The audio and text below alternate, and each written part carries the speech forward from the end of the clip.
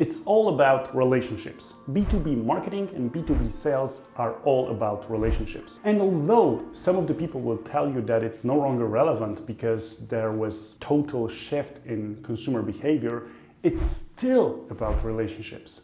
But right now, it's more about digital relationships than the face-to-face or human-to-human kind of interactions. I mean, human-to-human, but through digital channels. So let me start by highlighting what is the difference between B2B marketing and B2C marketing.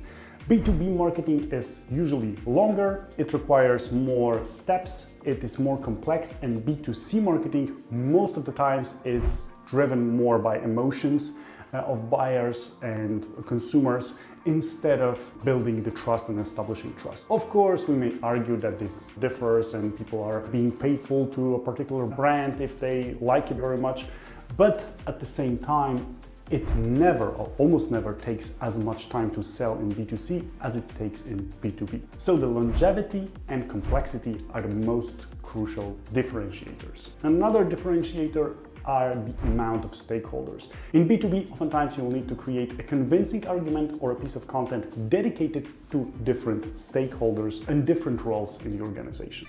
If you would like to get more valuable information about B2B sales and marketing, join our email broadcast where we share resources with valuable information, marketing tricks and case studies of successful campaigns, proven scenarios for B2B sales, useful tools, and a ton more to help you improve your sales and marketing game and generate more leads. Just click the link below to register and get more value instantly. Another important aspect is B2B buyer journey. And as marketers, we have to understand that there are different stages of buyer journey in B2B.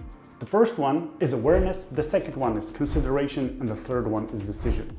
We have to tailor our message, our content, and our social media posts to each stakeholder and to different stages that they are actually at. It is important that this content is relevant to the buyer, to the potential customer, in a way that it provides them with some sort of value. Value that is important for them when it comes to their particular role in the organization, or value that they can serve their peers, stakeholders, colleagues, and decision makers within the organization. So they need to get value from what you are actually creating as a marketeer. So how does this convey to a reality?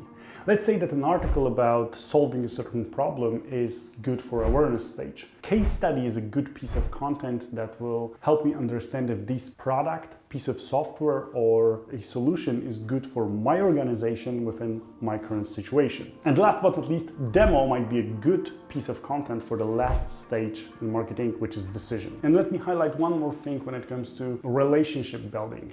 Relationship building happens at each and every step of the way of the buyer journey, but we as marketeers need to understand our audience better in order to serve them with the proper content at the proper moment in time.